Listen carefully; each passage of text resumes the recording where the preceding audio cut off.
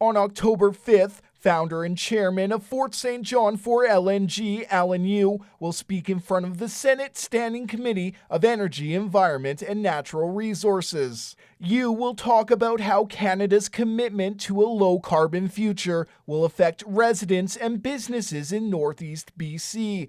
It won't be his first visit to Ottawa. Last year, Yu testified in front of the House of Commons Standing Committee of Natural Resources.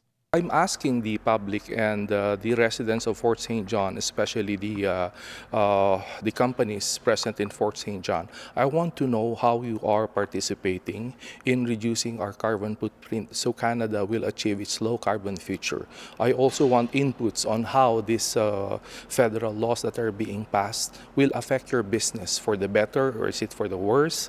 I also want inputs on how the ordinary family of Fort St. John will be affected by the efforts of Canada to achieve a low-carbon future, which is, of course, the biggest would be the carbon taxation. Yu says the recent adoption of the federal carbon tax will not actually reduce the demand for hydrocarbons set out in the Paris Agreement, but only increase the cost of goods and services. Yu will comment on the efforts of how oil and gas companies are working towards a low-carbon future and the financial impact that low-carbon future will have on families and businesses here in the North.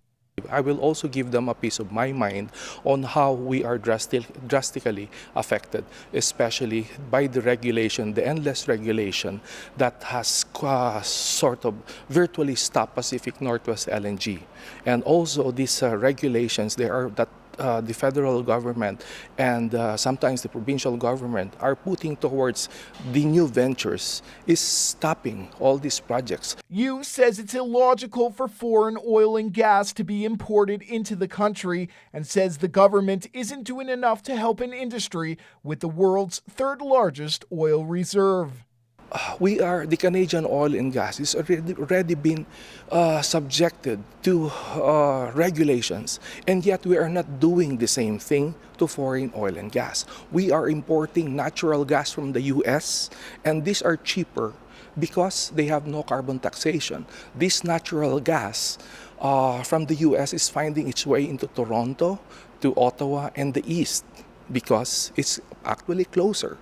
And they are not examining the upstream to these pipelines that are coming from the US. The federal governments are not examining the upstream to the trains and the trucks and the tankers that deliver Saudi and Venezuelan oil to Canada. Yu says he is thankful for the opportunity to be able to voice his concern in front of the House of Commons and is looking for your input by next week. You can visit the Fort St. John for LNG Facebook page. Brendan Miller, CJDC-TV News, Fort St. John.